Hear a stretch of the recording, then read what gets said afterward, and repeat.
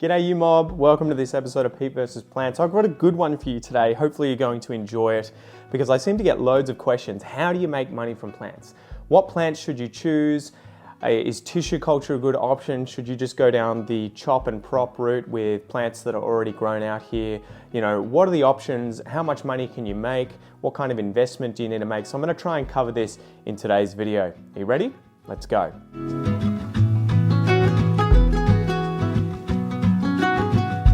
Okay, so I recently got asked onto Lee's channel, Kill This Plant, to talk about how to make money from plants. So if you started with a $1,000 investment, how can I turn that investment into, say, $2,000, right? How can I make $1,000 back? Now, recently on eBay, I actually earned, I think it was about $5,000 in a single month from doing weekly auctions. Now, to be fair, eBay takes 14%, and then you also have to obviously take the postage and everything out of that. So I think what I walked away with was about $3,900 for that month. But I was kind of surprised with how much revenue had actually come in. So I wanted to obviously share everything with you guys. So if this is something that interests you and you want to make money from your plants so that you can pay for the hobby that is incredibly expensive for those of us who like very good plants, then yeah, I thought I would make this video. So I'm not trying to be here tooting my own horn. It's more about sharing this info with you guys so hopefully you can replicate this process. I'm nothing special, okay? So there's kind of two different options that you can do for making money from plants, and it depends on what you're comfortable with. You can go down the established plant, purchasing this online from a nursery.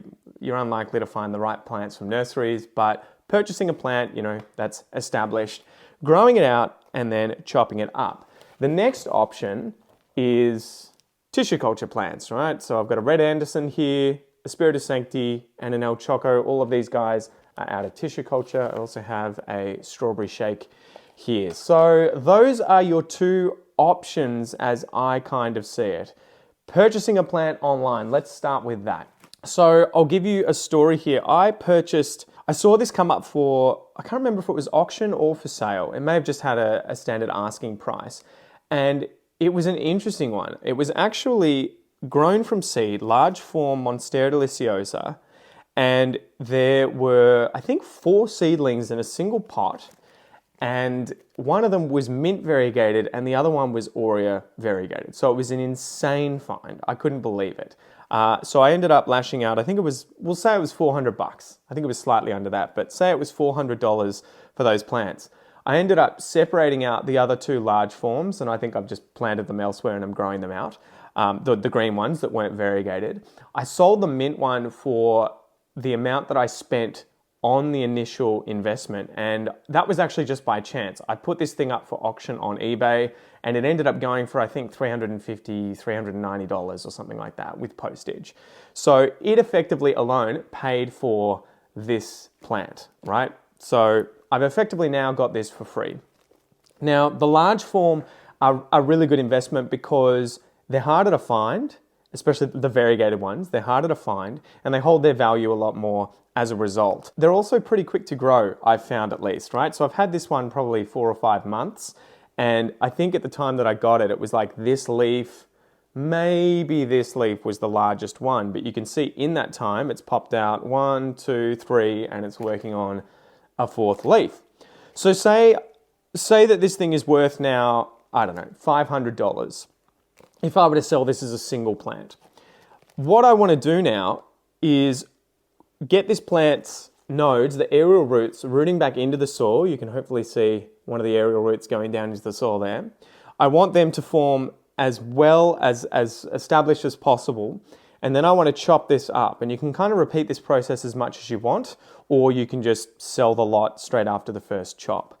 But my idea will be to probably get at least 3 plants out of this. So once this root has rooted really well, I'll give it a chop, and then I will probably sell 2 of the 3 plants. So, you know, you don't want to sell the goose as well as the eggs. You want to sell the eggs and get that goose still making the eggs, right? You want to keep growing the plant out. Don't get rid of it completely. So I'll probably sell the nicest parts of the plant, right? So the largest leaves. And at the moment, based on where the market is, if these were fully rooted in soil a few leaves each, they're probably going to go for 250, 300 bucks, maybe more, depending on the size.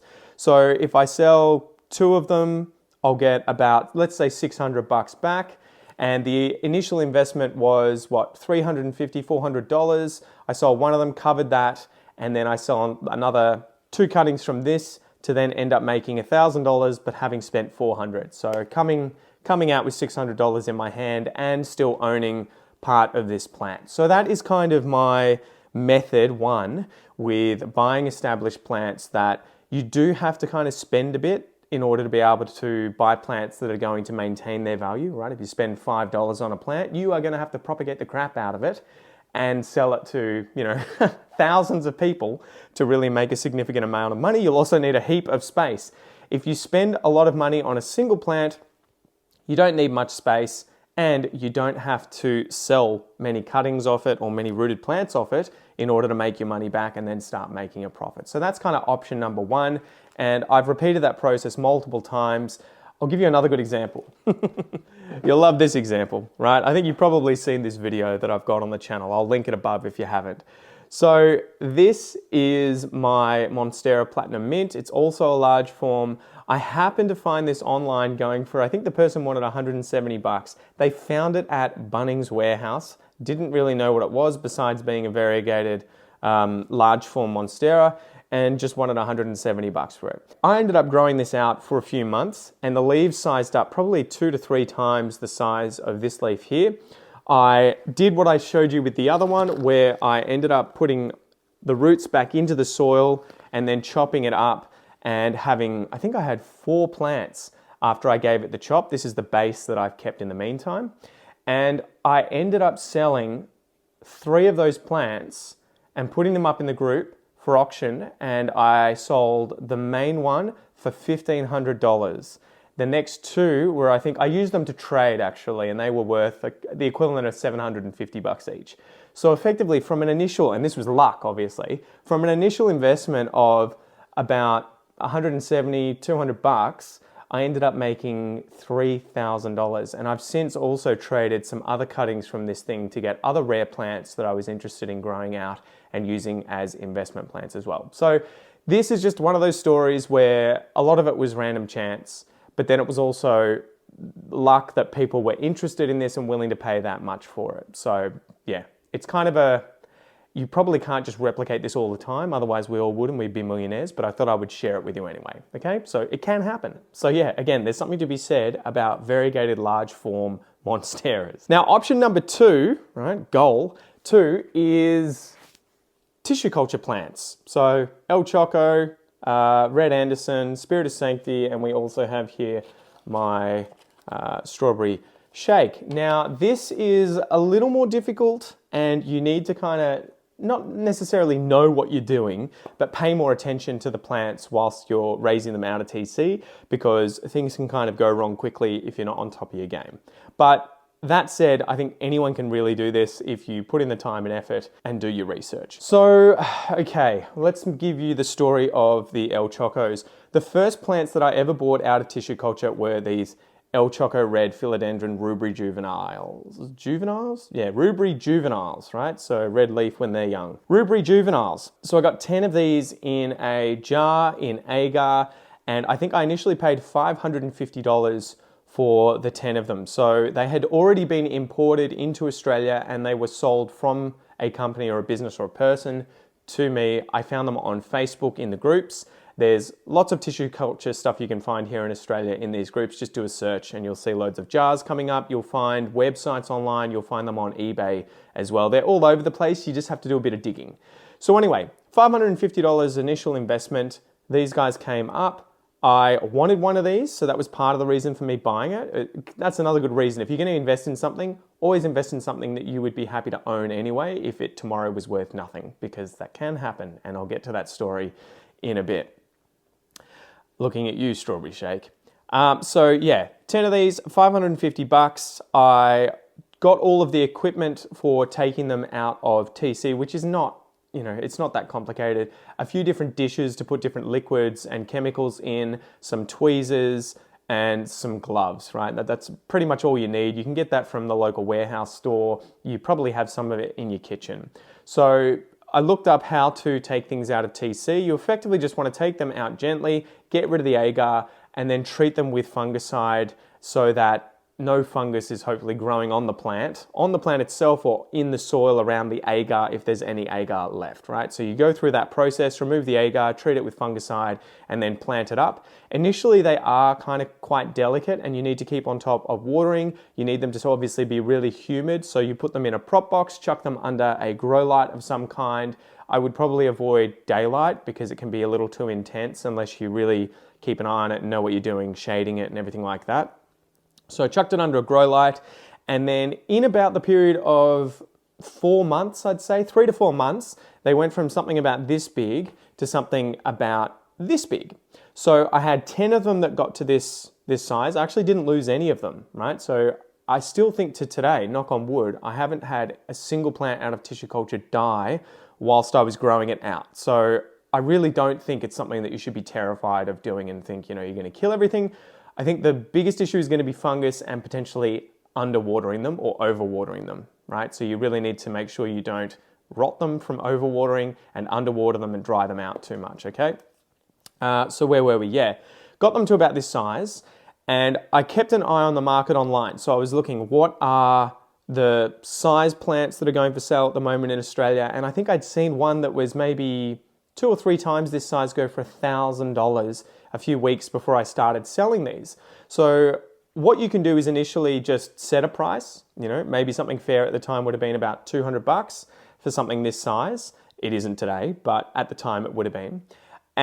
Or you could auction one off on Facebook, on eBay, and then see what they go for and then sort of, base your price around that, right? What does the market say it's worth? So anyway, I think I initially sold about 5 of these for $200. So I had doubled my money, right? I had spent about $500 initially, and assuming that I'm taking labor and everything out of the process, taking care of them, all the equipment, everything like that, I'd made back $1,000 from selling 5 of them for say $200. Anyway, the 5 that I kept, I did the golden goose kind of approach like we were talking about with this large form monstera, where I chopped and propped the tips. So the tips, they ended up getting to about this height, there were 3 or 4 nodes, and what I ended up doing was chopping them up, taking the tips and putting them into my aeroponics unit, right? It sprays water and it has lots of oxygen and air down below underneath the top of the propagation station. And in 2 months, they have insane roots and you can pot them up, and that's what this is. This is actually not TC. This is out of the aeroponics unit, and I just chucked the tip into some soil and it's been growing like crazy ever since. So with the other 5, I did that, and then I just started selling those tips. And the plants that I've got, fortunately, have been getting bigger and bigger each time I'm chopping those tips off, so that their price has kind of stayed about the same. As the prices have come down for plants of a given size, mine have sized up, and so they're still probably worth about $200 each, except the other ones that I've got now are about this big with leaves that are about the size of my hand. So yeah, that's what you can do with tissue culture in order to make your money back. Now there are some pitfalls, and I'm looking at you, Strawberry Shake. So I bought 3 of these for about $1,000 6 months ago, and because of the high quality variegation on them, these guys are pretty slow growers. And in the time that I have been growing these guys out, the market has kind of really crashed on Strawberry Shakes because every man and his dog's been chopping them up and selling them. I haven't actually seen a large one in Australia yet, right? Like a really significantly large one. Usually their leaves about this big.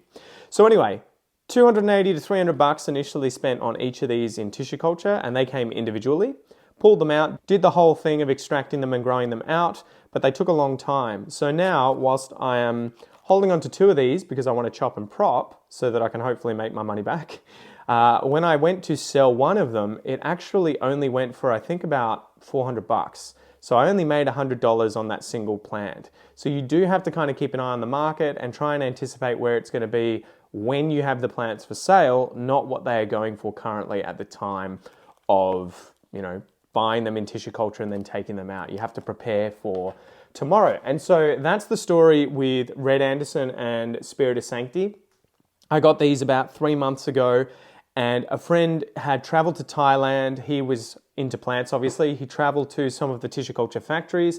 And the good thing, if you get your permits sorted out so that you can import them, you don't have to pay insane importation fees and everything like that, a company to do it, all that sort of stuff. So he actually brought these back on a plane because he had the import permits and everything like that sorted out, and then handed them over straight away to me when he got here.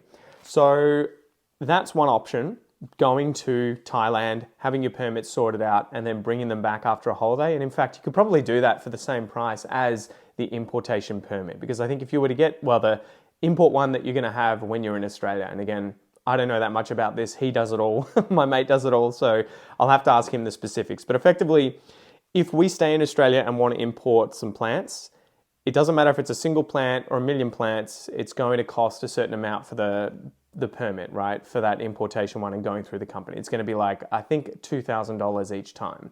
So you have to kind of sort of have a certain threshold that you're going to invest, a certain amount of money that you're going to invest to make that worth it, that initial payment that you have to put down.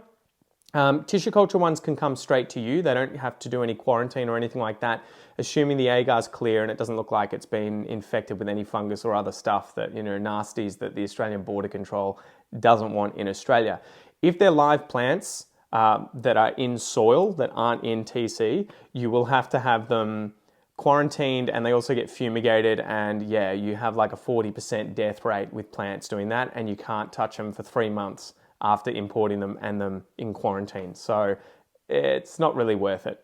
I haven't done it that way yet, really. So with the Red Anderson, I'm assuming I'll get about 2 to 3 times back what I initially spent on these. With the Spirit of Sanctity, it may be more like 4 to 5, depending on what the market's at. One about twice this size went for $1,800 the other day, which blew my mind. So again, I'll probably end up auctioning this and just see what the market sells it at. But the reason I chose the Spirit of Sanctity and the Red Anderson here to import was that I haven't seen any here in Australia, and the ones that I had seen, say the Spirit of Sanctity, were going for ridiculous amounts of money still. So they were obviously few and far between, and I had enough time to be growing these out to then sell them, even if the price is halved once or twice. So besides that, what about what happens on eBay? So I list things on eBay. I usually do auctions, and I will set sort of a base price, which is usually about the price that it cost me, right? And I try and incorporate a bit of labor and time and everything into that too, right? So if a plant was $50 for me to purchase it, and then I've grown it out, I've done everything with my own time, chuck 2 hours worth of labor in there, and maybe you put it at 90 to $100 or something, right? And then you see if it goes at auction. Sometimes it will take off if it's something that's sought after, and people will go bananas over it. I've seen things go, they've started at $0 or at $100 or something, and then they end up going for $5,000. It's pretty rare for that to happen, and it has to be a plant that is pretty uncommon for it to kind of demand those sorts of prices today, but it can happen. What else is worth mentioning? eBay's good because they already have an audience. People are on there searching for plants all the time. It's definitely something I've done. I've bought loads of plants off eBay. You can do the same thing on Facebook. It's also similar. You can do it in the groups, you can auction them, you can sell them. And the good thing about that is you don't have to pay the 14% to eBay. So yeah, if you sell something for $100 and say postage is free, after you've sold that thing and you've been paid $100, eBay takes $14, and you also have to pay for postage out of your remaining $86. So say it's going to be express post, that's probably another $15. So you end up with, $71 after your $100 sale. So you do have to kind of factor that in, and I have definitely sold things before where I haven't made my money back, and I've probably lost money. So that's just part of the game. Besides that, there's also having plants that seem to be fast growers, often variegated as well, and not in tissue culture. So things like your Monstera adansonii, your Albo Monsteras, the Laniatas, the Mints, the Albos, the Aureas of those kinds. Buying some of those, investing in some of those. Again, Monstera and Philodendron tend to grow like weeds. They grow really quickly, and then chopping and propping them and putting them into an aeroponics unit. I've done plenty of videos on aeroponics. These things propagate plants the fastest out of putting them in soil, putting them in water, propagating them in moss, using prop boxes. aeroponics shits on all of those things and does it so quickly. In fact, I put an El Choco tip, a few of them, into the aeroponics unit the other day. I think they sat there for about 2 months, and I'll put photos on screen of what the roots look like after 2 months. And yeah, the tip cuttings, when you put them into aeroponics, the roots go off like a frog in a sock. So that is also what I do.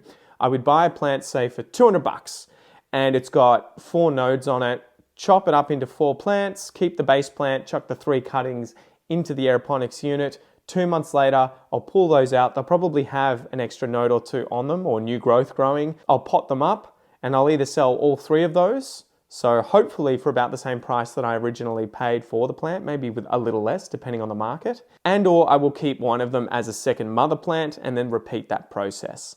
And over time, I found that if you keep just kind of focusing on the things that are continually maintaining their price and earning you a bit of income, again, those variegated monsteras, things like your Florida Beauties, your Florida Mints, things like your El Chocos, your Florida Beauties, your Florida Mints, those are the kinds of things that at the moment, investment-wise, I'm focusing on chopping and propping and getting onto the market. And then other stuff that I'm interested in, Ring of Fire or your different Gloriosums or your things that get really large, I'm not really focused on chopping and propping those and selling them as an investment. Because again, too, you have to kind of work out size. If you sell things this size, they are so easy to package up. You can have loads of them in your space. They're easy to send out.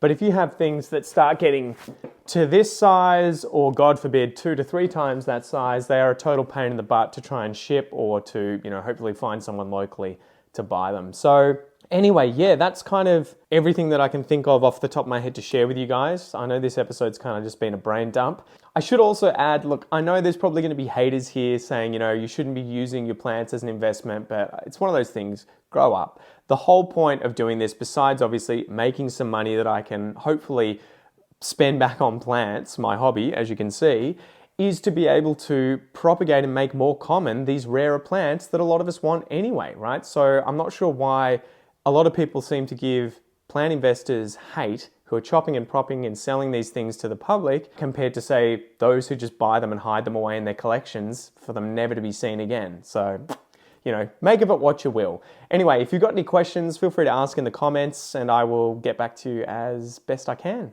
See ya.